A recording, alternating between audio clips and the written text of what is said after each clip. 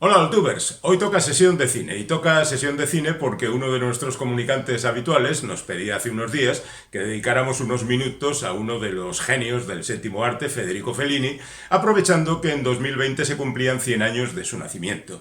Es cierto que nació en enero de 1920, cuando no existía este canal, y en consecuencia no pudimos rendirle el merecido homenaje, pero podíamos hablar de que hace unos días se han cumplido 27 años de su muerte, murió con 73, y podíamos utilizar este argumento para dedicarle unos minutos. Y además coincide que Federico Fellini es uno de mis cineastas favoritos, así que la petición ha caído en terreno abonado y en consecuencia vamos a hablar de este hombre que, ya digo, nació en 1920 en Rimini, en la Emilia-Romagna italiana, y que siempre estuvo, a pesar de que trabajó en Roma fundamentalmente, muy unido a su tierra chica, porque siempre hacía referencias e incluso dedicó a su infancia una película a Marcor bien recordada por todos. Bueno, este hombre fue hijo de un representante de licores y de golosinas que viajaba por toda Italia, y de alguna manera las historias que le contaba iban encendiendo su imaginación. Cuenta que a los 8 años se escapó de casa para alistarse en un circo. Seguramente es mentira, pero ¿por qué le vamos a llevar la contraria a alguien que tiene esa imaginación y que justifica así la afición que sintió siempre por el circo? En sus películas siempre se colaba algún elemento puramente circense. En cualquier caso, debemos decir que era un gran aficionado a los cómics, que le fascinaba el Little Nemo de Winsor McCay, que también fue guionista durante un tiempo de las aventuras de Flash Gordon en Italia, porque durante el fascismo se prohibieron las importaciones de material estadounidense y se hacían con los mismos personajes yanquis otras historias diferentes, y que durante toda su vida tuvo en mente hacer una película sobre Mandrake el mago, el personaje de Lee Falk y Phil Davis, pero no consiguió hacerlo. En cualquier caso, eso le llevó a temprana edad a practicar el dibujo y empezó a hacer retratos de actores que le fascinaban desde la pantalla. Incluso llevó a profesionalizar algo esta actividad cuando hacía los prospectos de las películas que se iban a exhibir en los cines de su localidad. Después, esto le llevó a hacer viñetas en periódicos y en revistas, y después acabó estudiando Derecho en Roma.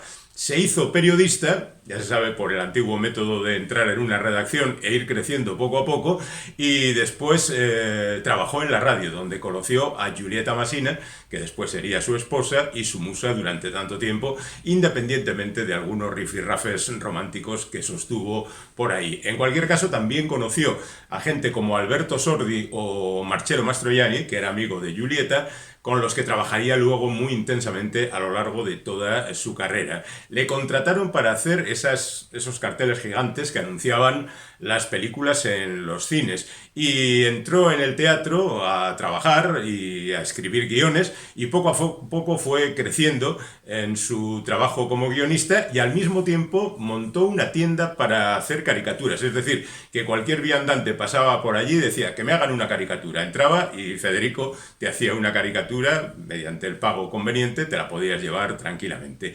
Bueno, pero mientras tanto, ¿qué ocurría en Italia? Pues que nacía el neorrealismo.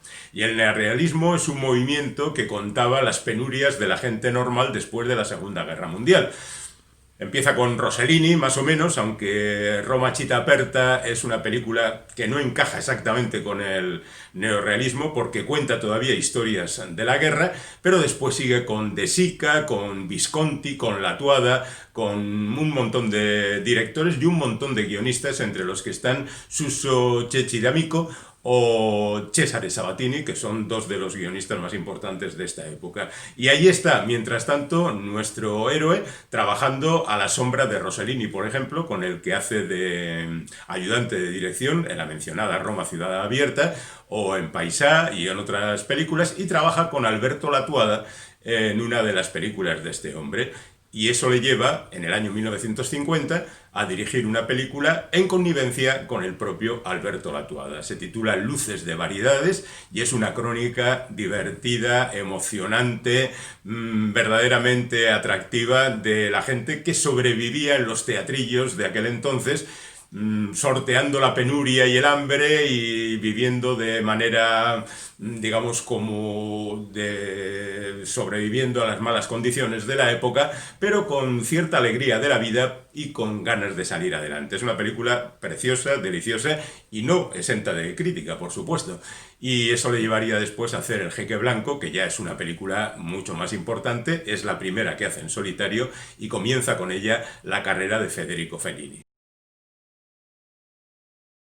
El Jeque Blanco suele ser olvidada entre las grandes películas de Fellini, pero la verdad es que tiene su importancia. Ya digo, es la primera que hace en solitario, es una película protagonizada por su amigo Alberto Sordi, es la primera película en la que colabora con el músico Nino Rota, y es la primera película en la que aparece Caviria, la protagonista de una película posterior, Las noches de Caviria, que ya concedería a Fellini el crédito mundial. Y es una historia también muy neorrealista.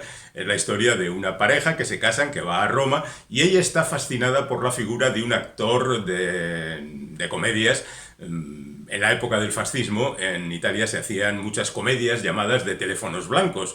Eran de esas comedias de abre puertas, cierra puertas, de equívocos sexuales y eróticos, y que no hablaban para nada de política, pero ya el neorrealismo es otra cosa, y en esta película enfrenta justamente el neorrealismo con esa otra historia de las comedias más o menos ligeras que se hacían antes. Y ese personaje es Alberto Sordi, ese actor súper famoso, en cuyos brazos acaba la novia enamorada del famoso, mientras que la otra parte de la pareja va recorriendo también las calles de Roma y, por ejemplo, se encuentra con Caviria, que es una prostituta de buen corazón, interpretada por Giulietta Masina, la mujer de Federico Fellini, y que tiene una pequeña aparición, pero es un personaje que se va a quedar, como ya digo, dentro del corazón de los espectadores y también del propio Fellini, y en consecuencia aparecerá más adelante. La tercera película de Fellini es Los Inútiles. Es quizá la mejor película de toda esta etapa, por encima de grandes obras como La Estrada o Las noches de Caviria. Viene a presentar a un cuarteto de vagos, podríamos decir, de gente que no tiene ni oficio ni beneficio y que no tiene ningún interés tampoco en obtenerlo. Simplemente vive, va a los bares, se va a la playa, disfruta de la vida en una época tan complicada como el año 53, en 1953, en plena posguerra en Italia. Y es una visión desencantada de una juventud que no encuentra su camino y que tiene otra vez en Alberto Sordi y algunos otros actores de la época magníficos representantes de esa generación. Después de eso colabora en un fragmento de Amor en la ciudad, un sketch, por aquel entonces en Italia se llevaban mucho las películas con sketch, y después llegará La Estrada. Sin duda es la primera película que le consigue triunfo internacional, porque si bien Los Inútiles había conseguido el León de Plata en Venecia, esta película le consigue el Oscar por primera vez, y el Oscar va a acompañar a Fellini durante toda su historia porque lo conseguirá 4 veces, nada menos. ¿Qué es La Estrada? Pues La Estrada es una película de circo humilde, pobre, miserable, con unos personajes también de la misma catadura, con ese Campanó que interpreta Anthony Quinn, brutal, salvaje, con esa Gelsomina que interpreta Giulietta Masina, pobre, apocada y que sin embargo siempre está pendiente de su hombre, con ese mago que interpreta Richard Weishart, que es otro actor americano, que por aquel entonces los americanos estaban haciendo muchas interpretaciones en Italia, pues el mismo Quinn y Kirk Douglas habían aparecido en Ulises, y Weishart, que estaba casado con una italiana, apareció en algunas películas italianas de la época. Bueno, La Estrada es una película fundacional que todavía hoy en día sigue recorriendo el mundo, incluso como obra teatral. Yo la he visto hace un año aproximadamente sobre el escenario, y es el análisis de unos personajes abocados a la destrucción. Es una obra que al mismo tiempo es dolorosísima y muy dura, y que contiene también un hálito de esperanza y un cierto encanto en los personajes desclasados que la protagonizan. Y así seguirá haciendo este tipo de películas, por ejemplo, en Il Bidone, Alma sin conciencia, protagonizada por Broderick Crawford, otro actor estadounidense, como principal reclamo, y que cuenta la historia de un atraco frustrado, fallido, un auténtico desastre, porque son 4 individuos llamados a la destrucción. Por aquel entonces se hará ya en clave de comedia la película Rufufu, que cuenta la historia de un atraco en versión comedia con Vittorio Gassman y Mastroianni y otros actores famosos que son la otra cara de esta alma sin conciencia. Pero esa ya no la hace Federico Fellini, que es el objetivo de nuestro repaso de hoy. Y después de eso llegará Las noches de Caviria, como decíamos, le consigue otro Oscar, le consigue el premio mayor en el Festival de Cannes y aparece de nuevo Caviria, que es esa prostituta de buen corazón interpretada por Giulietta Masina. Y son las andanzas de esta mujer a lo largo de una noche, algunos episodios divertidos, otros verdaderamente terribles, y Fellini sigue avanzando en este trabajo. Y después llegará ya la Dolce Vita, que es el final de esta etapa del neorrealismo, con esa aportación al vocabulario que todos manejamos ahora, como es paparazzi, porque viene del nombre de un fotógrafo que aparece en esta película, paparazzo. Entonces los paparazzi son los fotógrafos de la actualidad rosa que actualmente funcionan por ahí. La Dolce Vita es también una serie de episodios que vive el personaje de Marcello Mastroianni, un periodista que tiene que ir a recoger a una estrella, Anita Ekberg, luego se bañará en la Fontana di Trevi, en la famosa secuencia, pero hay más, por supuesto, en la película, diferentes momentos y diferentes situaciones. Una película quizá excesivamente larga, pero que en su momento fue un auténtico fenómeno, en parte porque fue prohibida en muchos sitios, entre ellos España. La censura de la época no podía permitir semejante barbaridad, incluso fue acusada de atentar contra la religión por aquel Cristo que aparece en un helicóptero y demás. Y a partir de ese momento, el bueno de Federico Fellini se encuentra en una encrucijada y no sabe qué es lo que tiene que hacer. Hace una pequeña aportación, otro sketch para la película Boccaccio 70, y después dice, ¿y ahora qué hago? Y es cuando realiza la famosa 8,5. Esa película que ya no es neorrealista, esa película que es experimental, esa película que cuenta las dudas de un cineasta que no sabe qué hacer. El protagonista, Marcello Mastroianni, va recorriendo diferentes momentos, analizando su vida, pensando en qué es lo que va a hacer a continuación y, en definitiva, sin saber muy bien cómo salir de esa encrucijada. Es una película que le consigue otra vez el Oscar y que ha quedado para la historia, y de hecho ha sido homenajeada en multitud de ocasiones, sin ir más lejos, por ejemplo con la película Stardust de Woody Allen. Y aquí termina esa etapa de Federico Fellini que a mí particularmente me gusta más que las que le siguen, pero que no debemos olvidar que es la más convencional, la que se atiene a los cánones de la época, y que justamente a partir de este momento el cine de Federico Fellini adoptará otras formas experimentales, vanguardistas, diferentes, que va a dar también muchas satisfacciones. Lo vemos a continuación.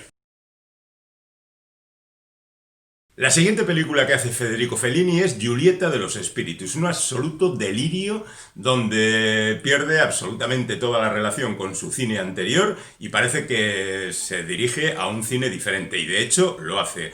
Giulietta de los Espíritus es la biografía de un personaje, interpretado otra vez por Giulietta Masina, que tiene alucinaciones. Y esto después le servirá a gente como Woody Allen para hacer La Rosa Púrpura del Cairo, por ejemplo, donde la protagonista ve salir de la pantalla a los actores y personajes que están allí. Y la verdad es que es un cine absolutamente desbordante, barroco, tremendo, que no acaba de encajar bien en todas sus formas, pero hay que respetar el privilegio del artista a la hora de hacer lo que cree conveniente. Y Giulietta de los Espíritus se convierte también en otro fenómeno, muy premiada. En este caso no consigue el Oscar, pero consigue el Globo de Oro en Estados Unidos. Fellini ya es una estrella en todo el mundo, y a partir de ahí pues ya puede hacer lo que quiera. De hecho, asume otro de los sketches de las historias extraordinarias de Edgar Allan Poe, una película conocida también como Tres pasos hacia el delirio, donde intervienen Roger Vadim, Louis Malle y el propio Fellini, adaptando algunos de los relatos de Edgar Allan Poe. Hay quien dice que el relato que adopta Fellini, Toby Dammit, o No apuestes tu cabeza con el diablo, es la mejor película que ha hecho. Yo no estoy seguro de ello, pero debo reconocer que me gusta mucho. Es más, estoy dispuesto a reconocer que hasta me gusta el fragmento de Roger Vadim en esta película. El de Louis Malle, por supuesto, lo doy por sobreentendido que me gusta, y me gusta mucho. Es un tipo al que un día dedicaremos sin duda alguna un vídeo en este canal. Bueno, pero ¿qué hace a continuación? Pues hace el satiricón. El Satiricón es una adaptación del clásico donde los personajes se mueven por esos impulsos primitivos, la comida, el sexo, la diversión, el jolgorio. Es una película también desbordante, es una película en la que si has entrado en ayunas vas a salir harto de comida, se desparrama por toda la pantalla continuamente, ya digo, el sexo, los engaños, las intrigas. Es una película que a mí me aburre bastante, pero es una opinión particular. Hay mucha gente que considera una de las cimas de la obra de Fellini este Satiricón. A mí me parece demasiado reiterativa y demasiado oscura en el sentido de que no sé muy bien hacia dónde va. Pero igual es un problema mío, un defecto que no he sabido pillarle bien el tono a Federico en esta película. Luego hace Payasos, que es un documental, otra vez el circo, esa afición por ese mundo que resulta sórdido la mayor parte de las ocasiones, pero que tiene un atractivo especial, sobre todo para aquel niño que era Federico Fellini. Y aquí repasa la vida de algunos payasos ya caducados, gente absorbida por la vida y que ya no tienen salida, como el propio circo ya a estas alturas de la vida. Estamos en el año 70 y la verdad es que pues, el circo va evolucionando hacia posiciones muy diferentes a las que conocía Fellini. Bueno, después hace, esta sí, es otra de las cimas de Fellini, Roma, que es una película que de alguna manera también flirtea con sus etapas anteriores a través de esos personajes que recorren Roma encontrándose diferentes situaciones. Como veis, el cine de Fellini está hecho de fragmentos. Casi todas sus películas tienen episodios diferentes que van engarzándose de alguna manera y contando lo que va ocurriendo. Pero no tiene a pesar de que tiene un hilo conductor, por supuesto, no tiene una unidad de funcionamiento, ¿no? En ese sentido, igual es más representativa a Marcor, que cuenta las historias que le ocurrieron o que soñó el propio Fellini cuando era un niño y que le retrotrae de nuevo a Rimini, aunque no rodó toda la película allí, pero habla de los personajes que poblaban su pueblo cuando él era niño, y además pues la música de Nino Rota nos envolvía a todos, y es una película absolutamente encantadora, hecha a medias con los recuerdos endulzados de alguna manera por el paso del tiempo y con la presencia de personajes arrebatadores de verdad.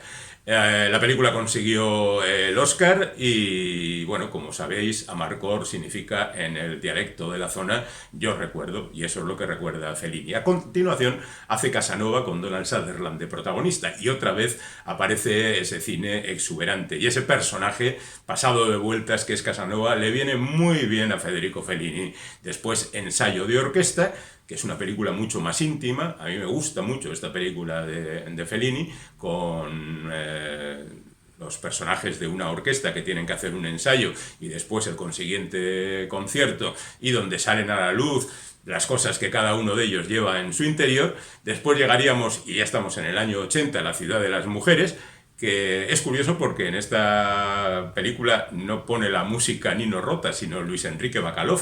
No es que se hubieran enfadado, es simplemente que no coincidieron. Pero bueno, al estar tan identificado con un músico parece extraño que de repente aparezca otro, ¿no?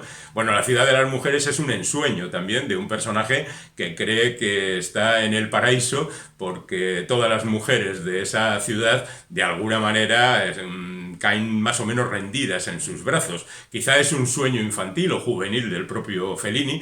Es una película un poco más flojita. En la nave va es una película sobre el mundo de la ópera, por decirlo suavemente, pero es una película mucho más compleja, mucho más tremenda en su composición. A mí es de la última etapa de Fellini la película que más me gusta, con diferencia. Y no soy especialmente aficionado a la ópera, me gusta, pero tampoco pierdo la cabeza por ella, pero me parece que los personajes que representan a todo ese mundillo están tan bien retratados, a pesar de estar hechos justamente de manera distorsionada, que, no sé, tiene un encanto especial, ese barco repleto de gente de la ópera que va pues camino a la destrucción, al olvido, o vete tú a saber dónde. Luego hay una película menor, muy bonita, que es Ginger y Fred.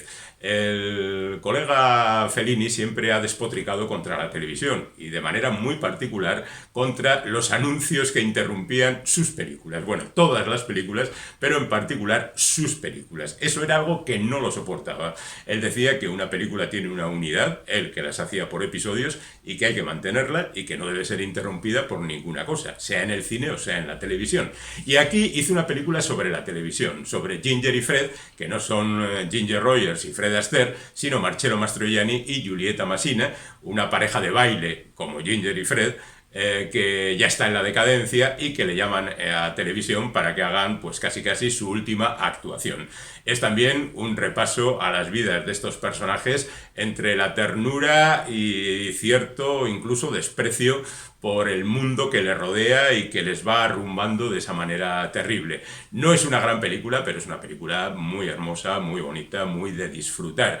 Y después tendríamos Entrevista, donde retoma a sus viejos personajes, a Marcello Mastroianni, a Anita Ekberg, y hace una especie de resumen de su vida. Un resumen idealizado, por supuesto, porque no se trata de hacer un documental, y Fellini es un hombre con una imaginación muy viva y capaz de crear mundos diferentes, y en consecuencia, en esta película, a pesar de que hace repaso, pues lo hace a su manera, poniéndose bien, por supuesto, y diciendo que su vida ha sido magnífica. Y ya la última sería La luz de la luna, una película en la que aparece Roberto Benigni como protagonista y que cuenta también una historia de cierta desesperanza, de supervivencia, de gente que tiene que salir adelante de mala manera, que a mí me parece una película muy floja y quizá una despedida no a la altura de las circunstancias. Pero estoy seguro de que vosotros tenéis vuestra opinión sobre las películas de Fellini, sobre todas las que hemos mencionado, que han sido todas las de su filmografía, si no me he dejado alguna por el camino, y podréis decirnos en los comentarios si estáis de acuerdo o no. Podéis hacer sugerencias de gente a revisar en este canal o no, y simplemente decirnos que estáis de acuerdo o no. Y por supuesto podéis contárselo a los vecinos y amigos, familiares y todos los que os rodean por si le interesa un canal de estas temáticas. Y suscribiros, por supuesto, si es que no lo habéis hecho todavía, que doy por sentado que la campanita y vosotros ya estáis permanentemente unidos. Dentro de poco, otro vídeo en este canal. ¡Hasta pronto!